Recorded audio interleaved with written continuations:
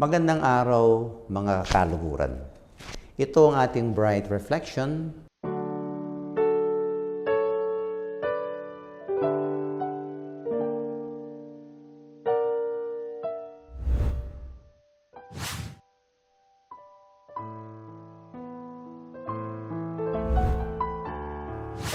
Nag-viral ang FB post. Just got promoted to VP. Hard work pays off. Hashtag blessed. Hashtag leadership. 5,000 likes. Comments. Congrats. Inspiring. Goals. Pero may nag-leak ng internal memo. To get that position, nanlight siya ng teammates. Nag-credit grab siya. Nag-step over others. Real talk, we're obsessed with getting to the top. Pero ang gospel today, si Jesus, nag-flip ng entire definition of greatness. At kung hindi mo mag-gets ito, you'll climb the wrong ladder your whole life. Unang punto, the world's ladder versus God's ladder. Sabihin ni Jesus sa Ebanghelyo, alam ninyo na ang pinuno ng mga bansa ay naghahari sa kanila, ngunit hindi gayon sa inyo. Si Santiago at Juan, through their mom, classic Pinoy style, nag-request, Lord, pag nasa kaharian ka na, pwede ba ang aking mga anak ay nasa right and left mo? VIP seats, di ba? Ang assumption nila, heaven is like Philippine politics. May positions, may rank, may who you know. Buti pa in-acknowledge ni Jesus. Pero sabi niya, you don't know what you're asking. Halimbawa, corporate world, climb the ladder, step on others if you needed, kiss up, kick down. Ang sukatan ng success, position, salary, corner office, parking slot, na may name. God's kingdom, upside down. Ang gusto maging dakila, maging alipin. Servant leadership.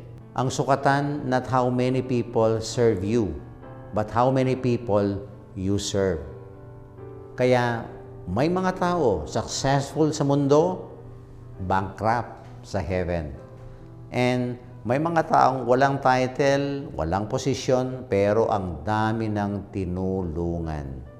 Sa mundo, nobody. Sa heaven, celebrity.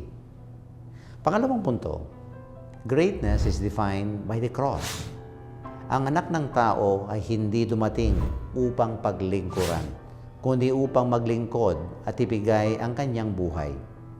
Si Jesus, King of Kings, Creator of universe. Kung may right to demand VIP treatment, siya yon. Pero ginawa ba niya? Nag-wash ng feet, nag-associate with outcasts, nag-die sa criminal's death. Yan ang true greatness. Halimbawa, two managers sa company. Manager A, VIP treatment. Secretary, bawal na malate. Pero siya, pwede. Employees, takot sa kanya. Pag may success, siya ang credit. Pag may failure, team ang sisisihin. Power tripper, di ba? Manager B, dumating ng maaga. Tumutulong sa pantry. Pag may OT, kasama sa staff. Pag may success, team ang pinupuri niya. Pag may failure, akin ang responsibility yan. Servant leader. Who do employees follow out of loyalty versus fear? Si Manager B, kasi true authority siya. It comes from humility and not position. Yan ang lesson. You cannot demand respect dahil sa title. You can earn respect dahil sa character. Ang una, temporary. Ang pangalawa, forever. May isang storya nga tungkol sa dalawang magkapatid. Both applied the same company. Ang kuya, competitive. Gusto maging manager agad. First week, naglabi na agad sa boss. Nagpakitang gilas. Dinownplay ang suggestions ng iba. After 6 months, naging supervisor na. Proud na proud. Ang bunso, tahimik.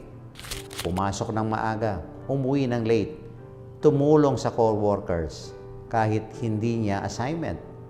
Pag may nagka-problema, siya ang tumutulong. Walang reklamo. After 3 years, ang kuya promoted to manager. Pero walang tumatangkilik sa kanya. Puro takot lang. Team over mataas. Stress siya lagi. Ang bunso, promoted to team leader. Pero hindi dahil naglabi. Dahil everyone respected him. Gusto namin siya ang leader. Productive ang team. Low stress. High moral. And one day, may crisis sa company. Layoffs. Guess who got retained? Si Bunso. Reason ng management? He built a culture of service. Siya ang heart ng team.